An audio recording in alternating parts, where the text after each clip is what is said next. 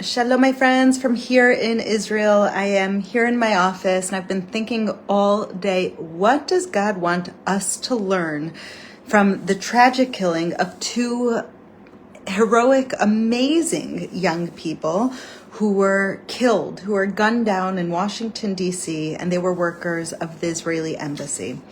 And something that's going through my heart so strong is that God is calling us to love. He's calling us to band together, people of light, against the forces of darkness, and that's the only way we are going to win this war.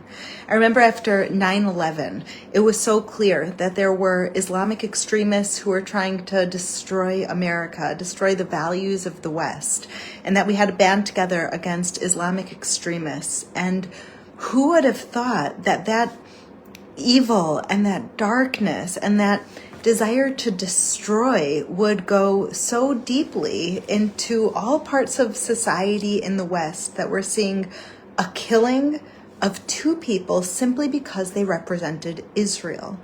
You know, the man who was killed, he was half Jewish. He was a Messianic Jew. He stood with Israel and he said, "Your people are my people, your God is my God." And it's something that I keep thinking about so strongly, that we are so quick to judge one another. We are so quick to say, this one's Jewish, this one's Christian, how can we stand together? How can we find things in common? This one's from America, this one's from Israel, this one's from Europe. And we look at all people with eyes of separation and we think your problems are your problems. That's not on me. That's not something I could relate to or something I have to deal with. And when I see this killing that happened of people who represented Israel, and they were in Washington, D.C., people who were Jewish, people who were Christian, it's a reminder to me that this affects us all.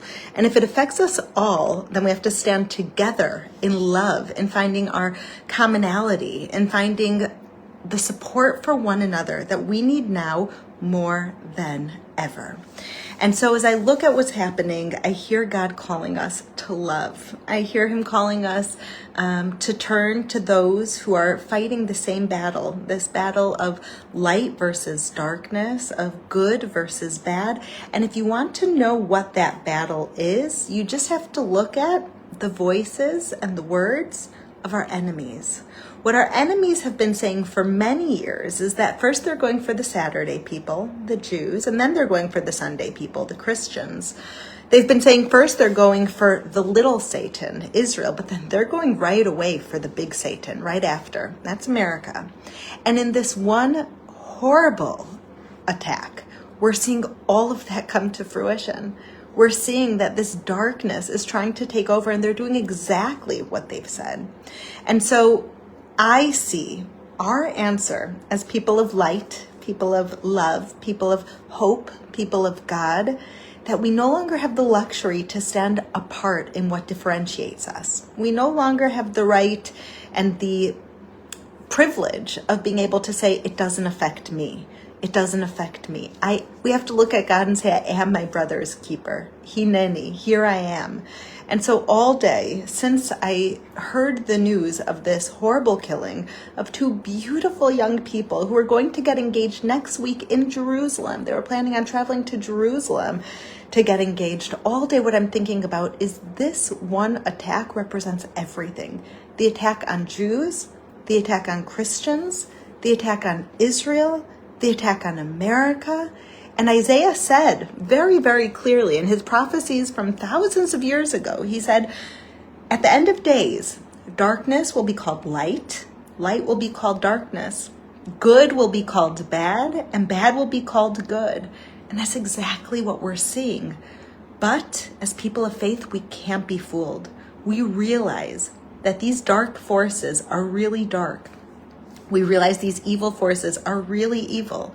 And as it says in the scriptures, Ohavei Hashem sinu ra, lovers of the Lord despise evil.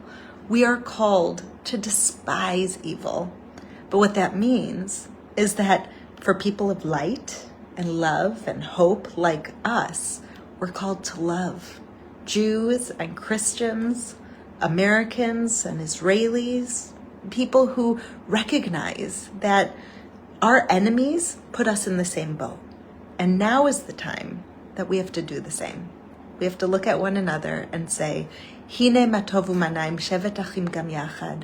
How good and pleasant it is when brethren dwell together in peace. And as I lead the International Fellowship of Christians and Jews, I see this in action.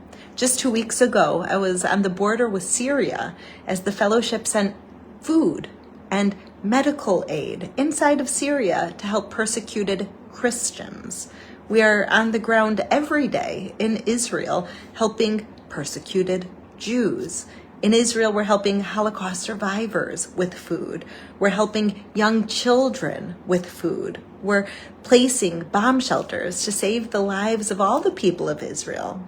We're in Nazareth, where we're providing medical aid and helping to build a hospital for the Christian community.